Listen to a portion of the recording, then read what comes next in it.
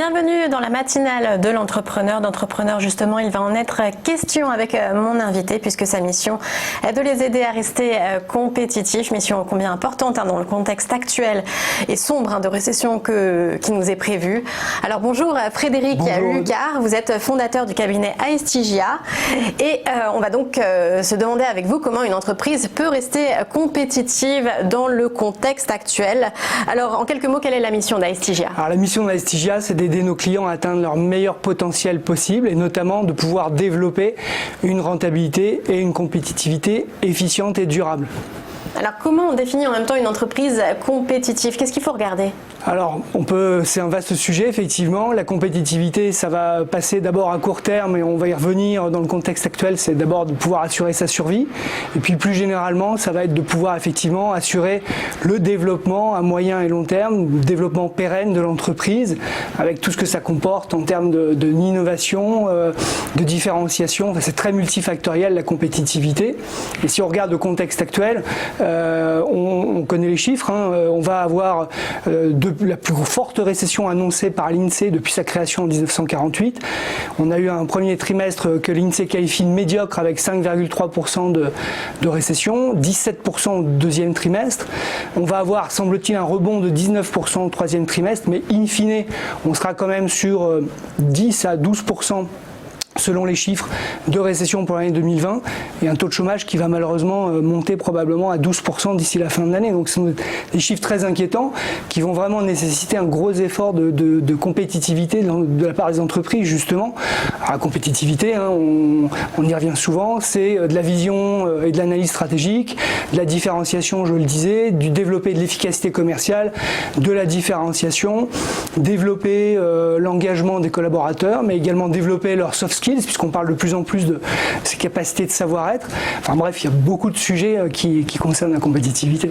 Et il y a aussi une compétitivité coût qu'on va regarder. Qu'est-ce qu'on chasse quand on regarde la compétitivité? Alors en fait, si on veut vraiment effectivement s'attacher à la notion de compétitivité, notre conviction, nous, et on est fort pour ça, de s'appuyer sur 40 ans de recherche en sciences de gestion, c'est de regarder aussi d'abord les dysfonctionnements qui génèrent des coûts cachés dans l'entreprise.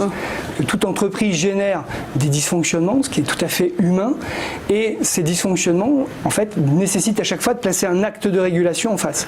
Ça va, par exemple, se traduire par du surtemps, du sursalaire, la surconsommation. Et tout ça, les instruments comptables et financiers ne sont pas capables de les analyser, de les mesurer. Donc c'est pour ça qu'on parle de coûts dits cachés.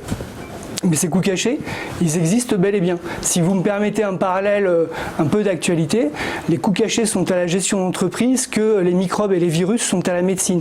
On ne les voit pas, mais en fait, plus leur nombre et leur virulence va augmenter, plus le nombre de maladies et de mortalité va augmenter également. Et donc, comme toute entreprise, toute organisation a des dysfonctionnements et donc des coûts cachés, ça veut dire que la plupart des entreprises qui ne les mesurent pas ne peuvent donc pas les gérer et donc prennent des décisions stratégiques, naturellement, mais qui sont erronées ou incomplètes en fait. Donc l'idée, c'est vraiment de revenir avec l'ensemble des informations pour pouvoir mieux piloter son entreprise et pour pouvoir justement bénéficier de cette bonne nouvelle quand même. Qui dit coût caché dit aussi performance cachée. Et donc notre métier, c'est d'aider nos clients à les diagnostiquer, les analyser pour justement les transformer ensuite en performance cachée, c'est-à-dire en fait en capacité d'autofinancement plus efficace et plus rapide. Et comment on va travailler sur ces indicateurs? Quelles mesures on peut mettre en place? Alors il y a on a toute une batterie évidemment d'indicateurs et de méthodologies. Les indicateurs à regarder en général dans une entreprise, c'est lorsque vous avez des taux d'absentéisme, de rotation du personnel, d'accidents du travail. Mais comment on définit la norme usuelle? On regarde les autres entreprises? Exactement, on a des barèmes effectivement et des ratios qui permettent de mesurer ça et de faire un parallèle, tout en sachant encore une fois que toutes les entreprises ont ce genre de problème, certaines avec plus de virulence que d'autres. Je ne l'ai pas encore dit, mais les coûts cachés, c'est un vrai sujet puisque on est entre 20 et plus de 60 000 euros de coûts cachés par collaborateur et par an. Et encore une fois, ce n'est pas nous qui l'avons inventé, c'est 40 années de recherche en sciences de gestion, notamment le laboratoire Iseor à Lyon, qui a travaillé sur ces sujets-là. Donc les chiffres sont vraiment absolument énormes. Et là-dessus, on peut en récupérer au moins 35%. Donc ça Et quelle est la méthodologie? Parce que là, si on parle d'absentéisme et de rotation, on parle aussi de ressources humaines. Bien sûr, et d'où l'importance aussi d'investir dans le capital humain, notamment tous les travaux, par exemple, du professeur Stéphane Trébuc, qui est titulaire de la chaire Capital humain et performance globale à Bordeaux, avec qui nous travaillons également. Donc la méthodologie, c'est vraiment s'appuyer sur 4 phases. Une phase de diagnostic qui est triple en fait, qui est qualitatif, quantitatif et financier. On va justement pouvoir traiter l'ensemble des informations que je vous indiquais pour pouvoir les mettre en valeur et surtout les révéler. Puis ensuite, il y a une phase projet où on va être vraiment dans un mode très participatif avec les collaborateurs pour trouver les solutions aux dysfonctionnements de l'entreprise et donc les réduire. Puis après, il y a une phase de mise en œuvre où on va regarder quels sont les besoins d'entreprise en termes de correctifs, d'amélioration, de formation, de réorganisation, du management, des processus. Puis après, il y a une dernière phase qui est celle de l'évaluation des actions pour pouvoir justement aller valoriser financièrement, y compris dans des comptes d'exploitation et des comptes de résultats, les résultats qu'on a obtenus justement. Et quels sont les résultats que les entreprises obtiennent de manière générale? Alors, en général, comme je vous le disais, on récupère entre 35 et 55% de ce qu'on appelle de valeur ajoutée, donc qui se traduit en grande partie par des capacités d'autofinancement supplémentaires, et donc d'aller pouvoir valoriser dans des comptes d'exploitation, des comptes de résultats, ce qu'on a obtenu. Et en général, c'est des ROI qui peuvent intervenir sur quelques mois simplement, là où beaucoup d'acteurs du marché proposent des actions qui vont durer parfois plusieurs années et coûter des investissements qui sont sans commune mesure avec ce que l'on propose. À qui est-ce que vous vous adressez? Est-ce que vous avez un secteur en particulier avec lequel vous travaillez? On n'a pas de secteur en particulier, puisque cette méthodologie-là et cette réingénierie managériale vertueuse, en fait, si on peut la qualifier comme ça, s'adresse en fait à tous les secteurs. Par contre, pour les tailles d'entreprise, on va être plutôt sur de la grosse PME, puis ensuite de l'ETI et des grands groupes. On a commencé à travailler avec Michelin, par exemple, sur ce sujet assez récemment. Et est-ce qu'il existe une mauvaise compétitivité? Est-ce qu'une compétitivité qui ne vaut pas la peine d'être chassée? Alors, la mauvaise compétitivité, pourquoi pas? En tout cas, il y a des fausses bonnes idées qui existent dans le domaine.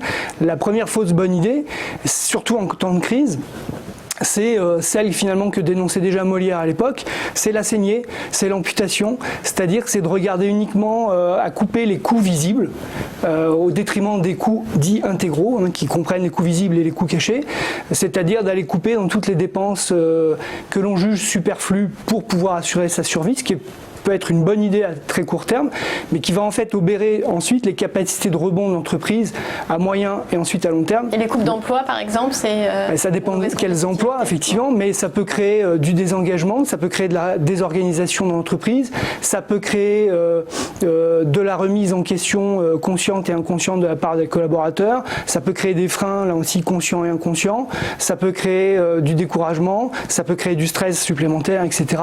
Et donc, oui, on va peut-être dégager de la trésorerie, et c'est très important de dégager la trésorerie à très court terme, on est bien d'accord, mais ensuite on va obérer les capacités de rebond de l'entreprise à moyen terme.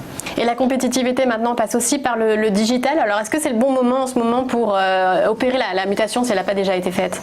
Alors c'est d'autant plus nécessaire aujourd'hui, effectivement, parce qu'on est dans un monde de plus en plus digital et qui subit aussi les impacts du digital depuis une quinzaine d'années, notamment l'inflation informationnelle qui a considérablement créé de tensions sur la gestion du temps des collaborateurs d'ailleurs et sur des équilibres de vie professionnelle et personnelle. L'intérêt du digital, c'est de s'en emparer aussi pour justement, nous, ce qu'on fait chez Aestigia, digitaliser au maximum ce type de démarche qu'on a fait avec un partenaire technique. On voit peut-être une copie à l'écran et ça nous permet de digitaliser l'ensemble du process diagnostic et phase projet, ce qui permet d'abord d'adresser la démarche à l'ensemble des collaborateurs d'entreprise tout en diminuant drastiquement et les coûts et les délais d'intervention, ce qui va favoriser de facto la rapidité du ROI derrière pour le client. Merci beaucoup Frédéric Lucar, je rappelle que vous êtes fondateur de Aestigia.